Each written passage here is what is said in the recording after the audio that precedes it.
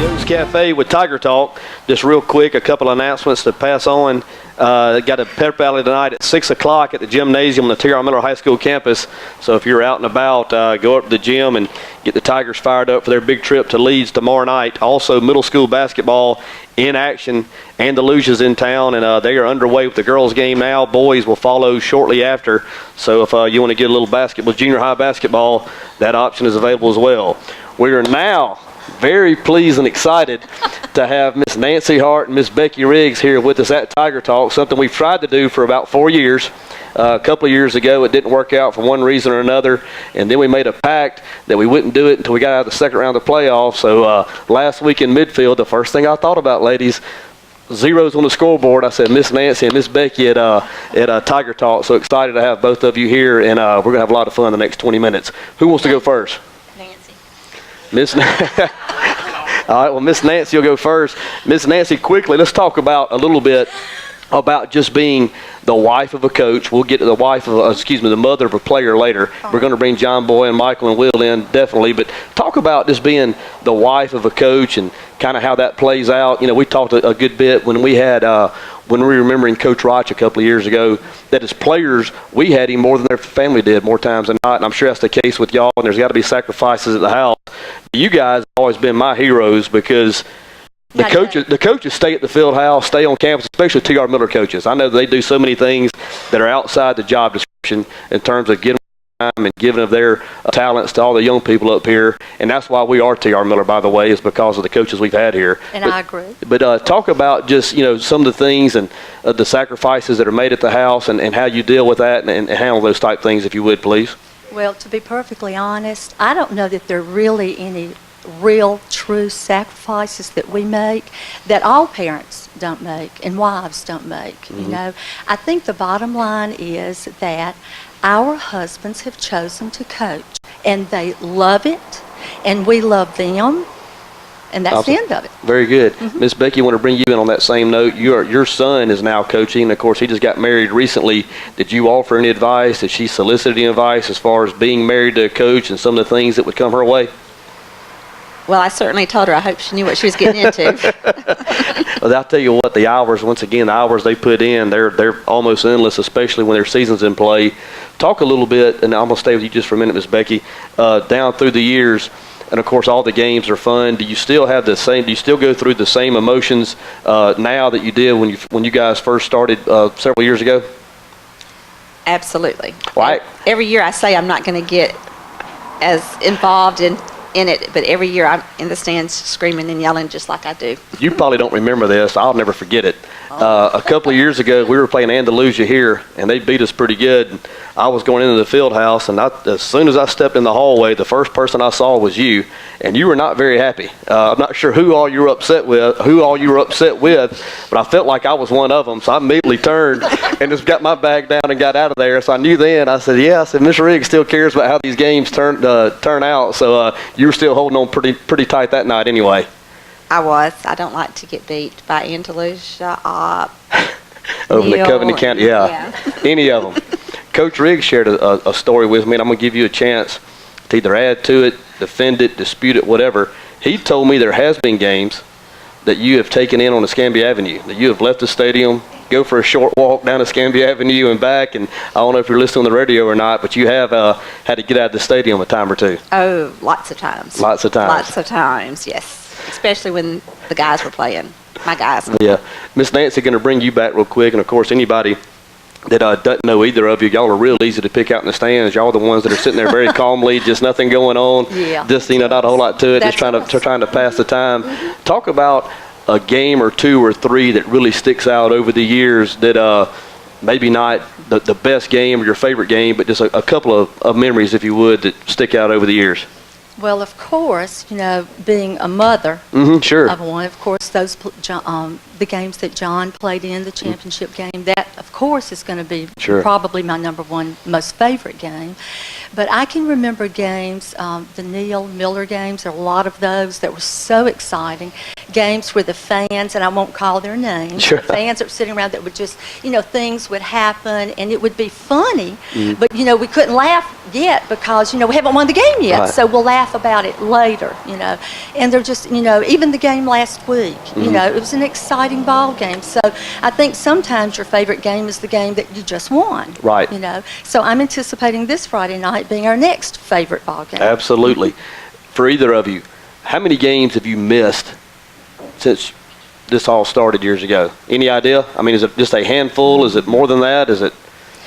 Since Jim has been coaching, I'm not sure that I've ever missed a football Wow. Friday night game. Wow. How about, Now, I've missed some middle school football, Right, of sure. course, and but I don't know that I've ever. We were talking about it.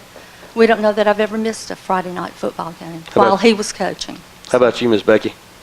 She's done better than I have. When Michael was little, Oh, sure. he would not let anybody, he was sick and he wouldn't let anybody stay, and I begged him to let somebody stay with him so I could go to the game, and I was not being a good mother at that time, but anyway, I stayed with him then, and I missed one this year. Okay.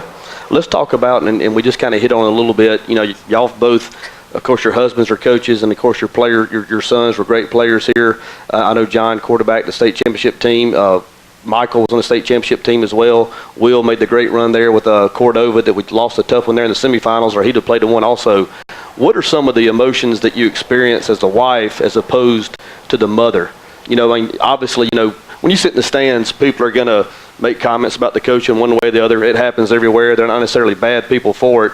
You just bite your lip and let that happen. Of course, they say it about your 16-year-old kid. You may not be. What are the differences in the emotions as far as watching your husband do it and then watching your kid? If that's a fair question, I may not have worded that exactly right. And I want to say, it's been years since I've ever heard anybody say anything about a coach or a player. And I don't know if it's because of where I choose to sit, but I know when he first got into coaching, Yeah. I used to hear things, but I think the fans are really complimentary. I mean, really, I'm sure when they get home, they might say, well, I don't know why did that quarterback throw that pass? But no, I think the fans have been generous. Did you to find us. yourself more nervous when your child was playing? Absolutely. Same for you? Yeah. When John played, and Jim will back me up on this, I probably knew more about the defense of the other team. I knew who was the biggest, who zeroed in on the quarterback the most. Well, John was the fastest. Oh, so absolutely. it wouldn't have mattered how big they were. I ever was worried about that. No way they'd catch him. Well, I tell you, in talking about, when John played, I watched we talked about it earlier in Tiger Talk earlier this season, watched the Hudl rebroadcast when they played Pike County his junior year over in Pike County in the playoffs. You had to be pretty scared that night. Those guys were big and violent. I mean, it had to be and tough. that stadium Sure. is enclosed Right. almost. All right, Miss Becky, going to bring you back in. And, of course, we talked about Michael has gotten into the coaching profession. He's down at Foley. Is that correct? At Foley. If the stars lined up and he got a head gig somewhere and it was the Riggs Bowl, it was Coach Riggs against Coach Michael Riggs, where do you sit? whoever's paying the bills. There you go. So that'd be on Coach Riggs' side. That'd be you. That'd be interesting. And, of course, I'd love personally to have Michael up here, but we'll see how that works out down through the years. But he's off to an excellent start and one of the great young coaches in T.R. Miller. But it's you ladies, of course, have had just a great perspective in terms of watching all the teams down through the years and seeing our high points, and I guess we've had a low point or two. We have let Neil beat us once or twice in the last 30 years, and those two have not been good, but more high points than not. Talk about, these coaching careers have taken places in other schools. I mean, they are a big part of T.R. Miller, but T.R. Miller does have a long-standing tradition. And talk about how nice it's been to be here at a school like this and a community like this and the support that the school does receive each and every year. Well, I will say, Becky, a lot of times you've heard of the perfect storm. Mm-hmm. I think that Bruton, as a community, it's almost like all of the elements come together. Mm-hmm.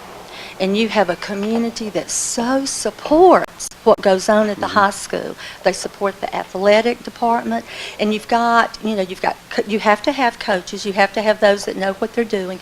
You have to have kids that are willing to buy into it. You have to have parents that are so willing to support their children and the programs. You look at the band, you look at what they bring every Friday night, you look at the cheerleaders, the work that they do week in and week out. And, I give Coach Riggs a lot of credit because somebody has to spearhead, and so, of course, he does such a fantastic job with that. And it's just like this week, I watched, how many times have I seen the Awaken the Spirit? I get goosebumps every time. And I think it's kind of like all the elements in a perfect storm that come together. The wonderful thing about living in Bruton, Alabama, and for us to have been such a part of this for so many years, that it is just a blessing because it happens year after year after year. Some years maybe down a little bit, but it's coming back up, and it has just been an awesome, amazing time to be a part of it. And we're so blessed to have been here, just that little tiny part that we've had. And I think about you, DJ. I mean, I've watched you grow up in this, and look what you do. Look what you have done for T.R. Miller football. So, our part is just to say thank you, Very good. Anything you'd like to add to that, Ms. Riggs? Or echo? Well, I can say amen to that, but I know that when Michael decided that he wanted to go into coaching, I was very hesitant for him, and I kept on saying, I said, all you know is T.R. Miller. And I said, and I would say, this is different. I said, it's not always like it is at T.R. Miller everywhere else, and that's all I would ever say is that you're at T.R. Miller, we've been blessed, your dad's been blessed. It's he's worked hard. Yeah, right. That's a good point. But it's been a blessing, and anyway, so that's kind of what she said, but I said it personally to him. Sure, absolutely, and that was going to take me to my next question. Is Michael had been exposed to T.R. Miller football, and I don't think it's like that everywhere. I'm sure there's a lot of other great jobs I have around the state, and Foley's probably one of them. But I was going to ask if you had mentioned that to him, and obviously you had, and of course he's doing what he needs to do. I watch him when he comes up on some of his off weeks and starts putting stuff on the board. It gets over my head pretty quick, which it doesn't that doesn't take much. But he's going to be another great coach here in the state of Alabama for a long time as well. Let's talk about when they come home and it hadn't gone our way. And I don't want to get too specific here, but I know that sometimes it's hard to turn it on and turn it off. When they come home, do you let them bring it up? Do they automatically bring it up? I'm sure at different points you both have been sounding boards, as most coaches' wives are. Are there any unwritten rules at the house? Okay, we're not going to talk about it on Sunday or anything of that nature? Bless Jamie's heart. His wife won't allow him to talk about it at home. Okay. When the boys were home, and he does, he sounds off with them because I'm not a good sounding board. And it was a rule at our dinner table, we did not talk football. And so then when I would ever ask a question, they'd say, no, we're not talking about it. Very good. But anyway, so Nancy was probably better. Well, actually, Jim will be very quiet when he comes in from the ball game. And so depending on exactly what the score was, I may make a decision not to ask. But you just give me the next morning, and I'll start saying, okay, tell me about this play. What happened here? Was there a breakdown? Give me some more specifics. I like having the inside track. Okay, because he really helps me a lot because he's not sitting by me at the football games. Right. And I don't want to show my ignorance too much and turn to somebody and say, what was that flag? Now, Becky helps me out sometimes with that, so. Let me ask you this, and you talked about, watching your family grow up through T.R. Miller and come to the program. Of course, we talked about John. I was talking to Dave Jordan, and one of his memories, it was his first year, I think, living in Bruton, and the cheerleader with the team had scored a touchdown, and Kelly came out, the cheerleaders came out with the footballs. She said that he pointed at him and put it right between the numbers. So I found that interesting that John may have been the second best quarterback in the family, and he was a 15-0 state champion. But he went on and on about the throw that Kelly made that night. But of course, both your kids have come through, and big part of T.R. Miller, as yours have, and now your grandsons are there. Troy's, of course, part of the administration, started the film crew there, and does a lot behind the scenes to help prepare the Tigers. And then, Troy, and then Miller's down there, and I'm telling you, Miller's a little different bird. Miller's going to get a flag on him. I can see it coming on the sidelines. They can't keep him off the field. I mean, I hope it doesn't come at too inopportune of a time. But Miller's destined to be the first manager to get a 5-yard sideline warning penalty. It's coming. But talk about seeing them out there and kind of taking on those roles that your son took, several years ago as far as being a manager and things like that. I love it. I love to know that they are a part. I have always said that kids ought to be involved in football or baseball, basketball, because at least the parents know where they are, what's expected of them, and who they are with. And I personally, think that the coaches at T.R. Miller High School are men to be looked up to. Absolutely. I have lots of respect for every one of them. Absolutely. Ms. Reed's going to bring you back, and I'll ask you this question. And, of course, one of the toughest things to do is ever coach your son. I fail at it miserably at the recreational level. And, of course, both of y'all's husbands have had to coach their sons. And were you ever concerned that, let's see if I can say this the right way, were you ever concerned that they may not be treated the way they would have been had somebody else coached them? Were you worried about, Coach Riggs being too hard on your boys or Coach Hart being too hard on John? Or was it just was it just a good fit from the very beginning? I think it was a good fit from the very beginning. Jamie and the boys respect him as a coach and as a father, but it's just still funny. I know that when they were younger, and he would go out in the yard and try to work with them like with baseball or something, and they wouldn't listen to him, and Jamie would come in frustrated saying, "This is what I do for a living, and my own children won't listen to me." But they outgrew that. Miss Nancy, how about you? Any concerns as far as Coach Hart having to coach John, whether it's in football or baseball? They have always had a really, really good relationship. And when John was in football, his senior year, Jim was not his position coach. And so, things at home always went really well, really. And baseball was a little different because he was his coach there. I mean, more of a position coach there. But it was really good, and they respect each other and love each other, and so. Well, I do remember one night at O'Bannon Park. And you yelled at Coach Hart as loud with your eyes as anybody's I've ever seen it when he coached John on the Cardinals. And I remember I can remember it. I was a Donnie boy, and John gave himself the bunt. He just decided to bunt and got thrown out at first base by about 15 yards. And Coach Hart came unglued him in the first. Got on him, and all you did was look at him, and he got real quiet real quick. So it was. That might have been the last time that worked. Yes, I filed that away, and I said, "Wow, she yelled with her eyes. She actually just yelled with her eyes." But that was the one and only time I saw Coach get on a John. But I do remember that when he was on the Cardinals, so that was a fun memory. Talk a little bit about the game itself, having kids at the house, when they wake up in the morning, how John may have handled the morning of a big game, and of course how Michael and Will handled it. Will and John, of course, both played quarterback, which are, some of the positions that are out there to kind of take on the face of the team. That's a different animal altogether. Talk about how they handled that on game day. Was there any difference in their body language or how they carried themselves around the house or anything along those lines?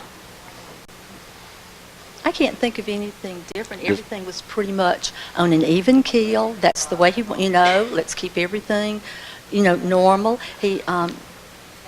John did have this little thing where on Thursday night he would meet with all the senior boys, and they would have their little get-together and their personal talk, and and then so he would come home, and there was one of the football players on that team that spent the night with us every Thursday night after that meeting, and he did it for 15 straight weeks, and we missed him so that 60. So. Well, talk about a little bit, and that kind of takes another point, and this is where I've always thought the real strength of T.R. Miller laid in terms of football was we are community teams. I mean, most of these kids have been together since first grade, second grade, whatever it is. You'll hear a lot of coaches from other schools say, well, this team's a very close-knit team. Well, the T.R. Miller teams are close-knit each and every year. I mean, obviously, they have different personalities as a group, but I've always thought when you're, going to battle on Friday nights and you're going with a guy that you played on the playground with in second grade, it helps you. In the days we're playing in now, you have some of these teams. Hopefully we're going to see one here in a couple of weeks that kind of almost modified all-star teams. They can go out and recruit a player to play here or recruit a talent here. And I've always thought the strength of T.R. Miller is the fact that we are a true community team. Whoever's born here or moves here early on, that's who we go to war with each and every Friday night, and how blessed we are that you get to play with those people up through high school. And I think that's one of the real joys of being a T.R. Miller Tiger or being a part of the T.R. Miller family, whether you're in the band, a cheerleader, or just a fan, is the fact that we are together all the time, and we are T.R. Miller. I think there's a video out that's been released today, which was my favorite one, talking about that and along those lines. And I just kind of wanted to hear y'all talk a little bit about how lucky that your kids were to be a part of that, just like I was many years ago. And that's a neat deal that not everybody gets. You know, 'cause I just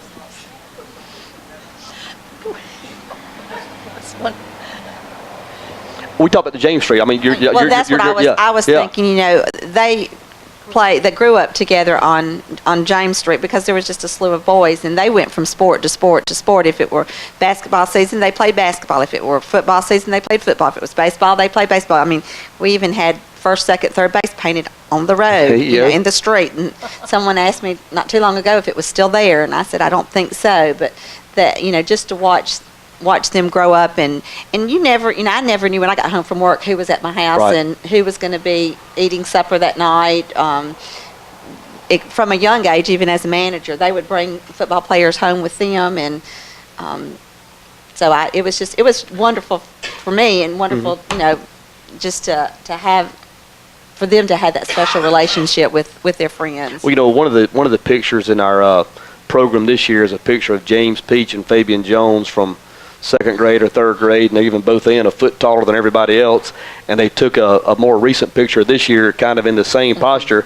And I saw a picture of your crew on a four-wheeler as little boys, and of course got on as older boys. And Tyler by himself actually filled the four-wheeler up that time. But that's just a pretty neat deal to have that, and the fact that you have a athletic program to participate together in and have the success we have. That's just a neat deal. And of course, I was talking to Coach Riggs, and this was a couple of years ago. He wasn't always sure that group of boys was going to enjoy athletic success based on what had happened as young kids, and I have the same concerns with mine. But once you get into the program and you kind of understand the process, and you have the coaching that you have, and you go through the different things you go through, success does follow. I mean, it is a process. I hate to sound too much like a coach from North Alabama, but it is a process, and of course the coaches are our pace setters here, but it is a special thing that we have here, and I certainly hope that it continues for many more years. Now the big question. Always rumors going on this time of the year about how long Coach Riggs and Coach Hart are going to be here. That started about 3 or 4 years ago, and I hope it still goes on for another 4 or 5 years. But obviously, the end is more close than the beginning is. Any idea on how much longer this is going to go for either one of them? I hope they stay at least 4 in 8th grade. So if we can get them for 4 more, I'm good. 15 or 10 more? What you think, Dad? We have one in college, is all I can say. And Jamie says I spend too much money. Yeah. I don't know. Jim would have to answer that. But I'm thinking maybe 10 or 15 more years, Jim. No. Not 10 or 15. So we'll just get through this year, and if we can get one next year, we'll take it. And, of course, just play it day by day, year by year. But when it does come to an end, what are some of the things that you'll miss from just being a wife of a T.R. Miller football coach or baseball coach? I think the biggest thing I'll miss is Jim coming and telling me stories. He had not a book. He has some of the funniest stories about kids, you know, because it is all about the kids, and not only the kids. He does have stories that are really funny about the coaches. And you know, we really have been here so long that we have gone through lots of coaches. The good thing is that we haven't had that many coaching changes. But we've been here through a lot of them, and there are lots of stories, you know. And so I think that's probably the thing I would miss most. So if he could just go and hang around every afternoon, he could come home and tell me some of those stories, and then maybe that'd be all right, you know. I imagine Miller Hart's going to have a story or two. Just guessing. Because we don't really plan on leaving, you know. We still plan on being here. Sure. Absolutely. Absolutely. You know, I told Jim we could, you know, sell tickets at the gate for them, or, you know, sell shakers, you know. I think we can do the broadcast right here. Us three right here. I could be the retired champ. There you go. That'll work.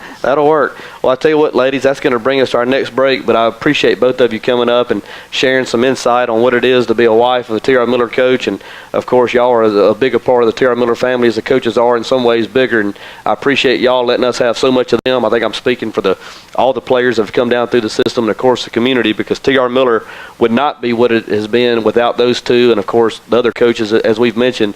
But appreciate y'all allowing us to have them as much as your family has and sometimes more. But thanks for coming on and spending some time with us. I've enjoyed it.